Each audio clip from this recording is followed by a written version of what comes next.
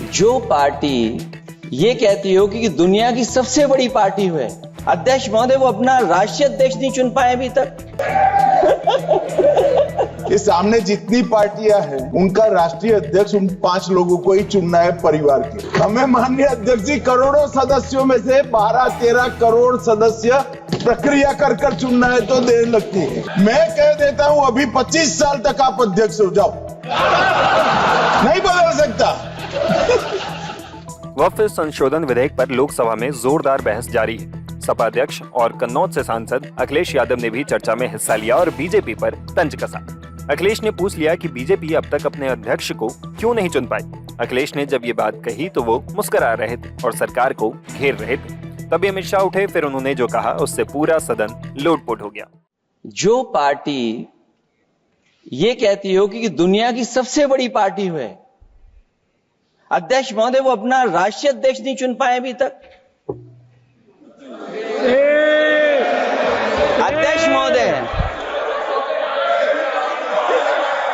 अध्यक्ष महोदय भारतीय जनता पार्टी क्या है?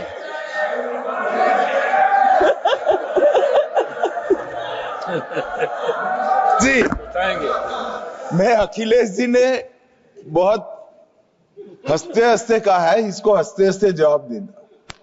ये सामने जितनी पार्टियां हैं उनका राष्ट्रीय अध्यक्ष उन 5 लोगों को ही चुनना है परिवार के।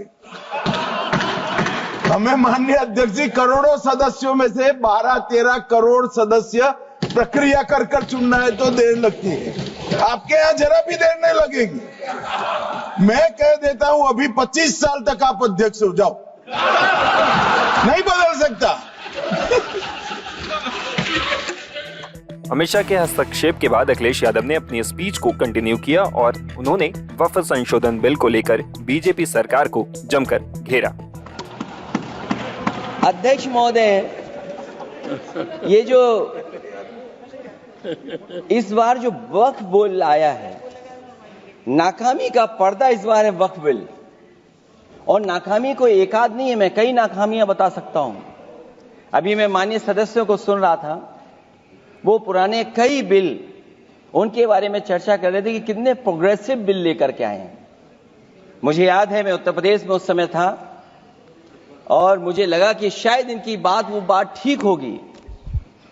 एक ये बहुत तैयारी के साथ फैसला लेकर के आए थे और फैसला ये लिया था आधी रात के आज के बाद नोट नहीं चलेंगे, नोट बंद हो जाएंगे।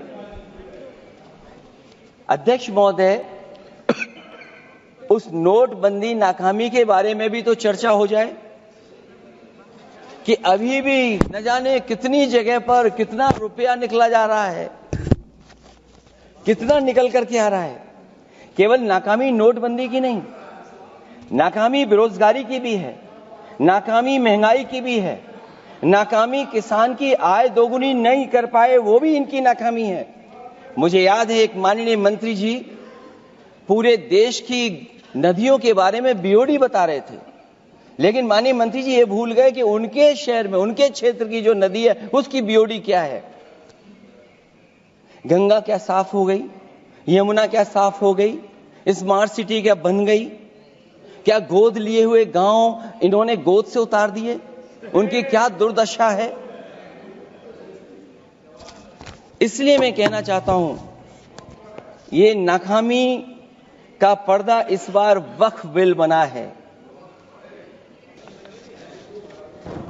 वक्फ की जमीन से अध्यक्ष महोदय, माननीय मंत्री जी बताएं, और मुझे उम्मीद है कि जब जवाब देंगे तो बताएंगे कि वक्फ की जमीन से बड़ा मुद्दा वो जमीन है जिस पर चीन ने अपने गांव बसा लिए हैं, लेकिन कोई बाहरी खतरे पर सवाल बवाल न करे, इसलिए ये बिल लाया जा रहा है।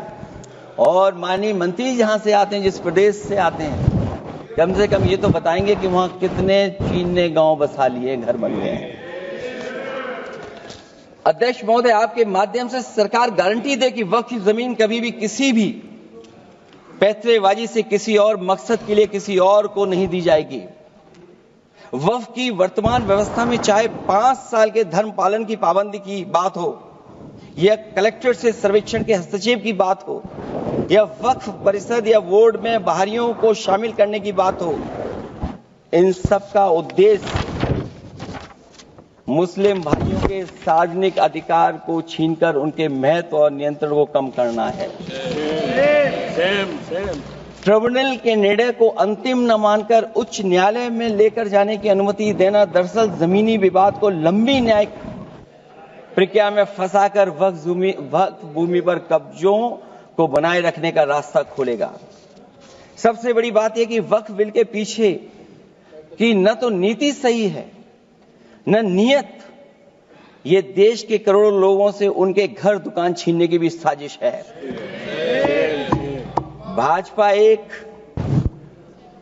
अलोकतांत्रिक पार्टी है, वो असहमति को अपनी शक्ति मानती है।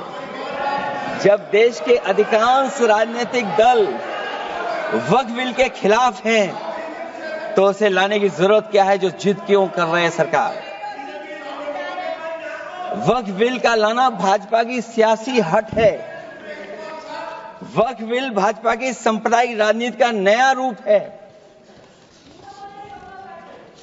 वो तो आपको काटेगा, और इसलिए काटेगा कि अध्यक्ष महोदय बाहर ये लिखते हैं सत्यमेव जयते, बाहर है लिखते सत्यमेव जयते, भाजपा अंदर असत्य बात कहते।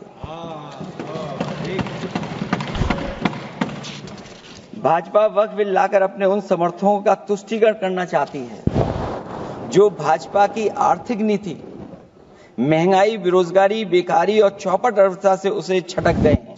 क्योंकि अध्यक्ष महोदय, जब से वोट में गिरावट आई है और खासकर उत्तर प्रदेश में भी, तब से भारतीय जनता पार्टी की कोशिश है कि अपना वोट कैसे संभाला जाए। ये वोट को संभालने के लिए बिल लाया गया है। भाजपा का लक्ष्य वक्फ की जमीनों पर है। इन जमीनों का नियंत्रण अपने हाथ में लेकर इन जमीनों को पिछले दरवाजे से अपने लोगों के हाथों में दे देना चाहती है।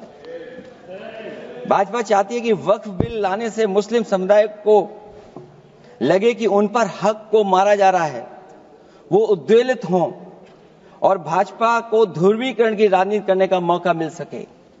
क्योंकि अध्यक्ष महोदय, भाजपा का लक्ष्य यह है कि ध्रुवीकरण हो, क्योंकि वो जानते हैं कि ध्रुवीकरण जितना होगा उससे वो लाभ उठाने में आगे रहेंगे। तो ये वक्फ बिल जो लाया जा रहा है वो अपनी वोट बैंक को संभालने के लिए और समाज को बांट करके ध्रुवीकरण करके राजनीतिक लाभ लेने के लिए लाया जा रहा है। और अगर इसके लिए नहीं लाया होता तो पहले से जो जितने फैसले लिए सरकार ने, क्या उससे देश और प्रदेश में कोई बड़ा बदलाव आ गया है? अगर स्मार्ट सिटी का बात करें तो कितनी स्मार्ट सिटी बन गई है आपकी। आपके नोटबंदी की वजह से न जाने कितना रुपया कहां निकल रहा है, और डर तो ये लगता है कहीं भाजपा वाले दूसरों के पैसा रख करके न पकड़वा दें।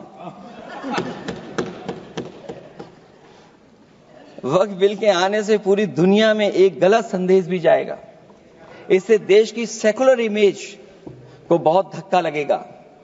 वक्फ बिल भाजपा की नफरत की राजनीति का एक और अध्याय है। मैं अंत में कहना चाहता हूं कि अभी तो आपने साथी संभाल लिए हैं, एक साथी तो मुझे दिखाई नहीं दे रहा है।